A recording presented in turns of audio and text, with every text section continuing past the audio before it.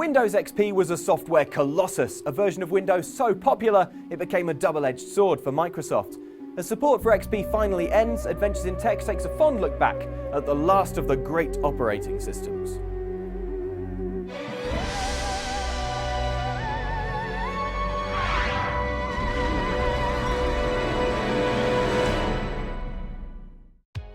Developed under the codename Whistler, XP was the result of Microsoft merging home and business software projects into one platform. It was built on the foundations of Windows NT instead of old-fashioned DOS and hit shop shelves on the 25th of October 2001, 2 days after the first iPod went on sale. These were heady days for Microsoft. It had an iron grip on the PC market, the first Xbox was about to be released, and nobody knew yet that the iPod would hurtle its biggest rival back to the forefront of the tech scene. Happy days indeed, and for the millions of us still using Windows 95, 98 or ME, Windows XP was a proper step forward.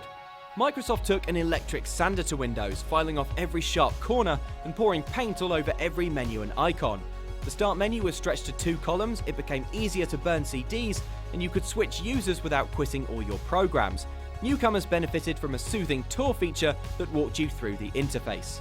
It was more secure than Windows 98, though could be prone to the odd virus, and certainly wasn't above occasionally crashing, causing you to lose all your programs. Sorry about that. There was one more XP feature we all loved. Well, not so much of a feature, more of a JPEG. The iconic Bliss wallpaper is a photo taken by one Charles O'Rear, and is a photo of a hill in California's wine country. In 1996, O'Rear was on his way to see his girlfriend when he took the roadside snap, which was bought by Microsoft for an undisclosed sum. You can visit the beautiful Bliss Hill yourself using Google Street View, as long as you don't mind shattering disappointment.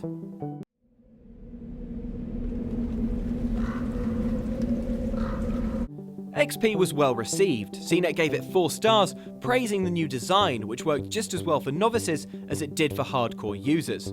Microsoft boasted that in its first 3 days, Windows XP sold 300,000 copies. 2 months later, it was 17 million. XP was the OS of choice as computer sales steadily grew, with PCs getting cheaper and more widely available. By 2006, it was estimated that 400 million customers were using XP, which was great news for Microsoft. Sort of. By the time Vista arrived in January 2007, Windows XP had been in the spotlight for more than 5 years. Customers and businesses became entrenched, unwilling to move to a platform that needed more powerful hardware and featured security pop-ups so annoying that they could hobble even the most futuristic operating system.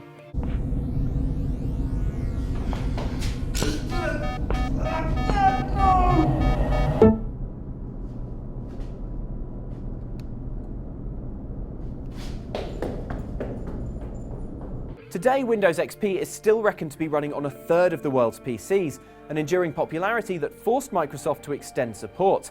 The company's new problem is recreating that success. Windows XP harks back to a time when our operating system defined your computing experience. Today, so many of the services we love are available on phones, TVs, or even in our cars, making the OS we choose steadily less important and sapping the motivation to upgrade or change. An operating system of XP significance may never be seen again. How will Microsoft react? Only time will tell. But even as we stride forward, we can fondly wave back at Windows XP.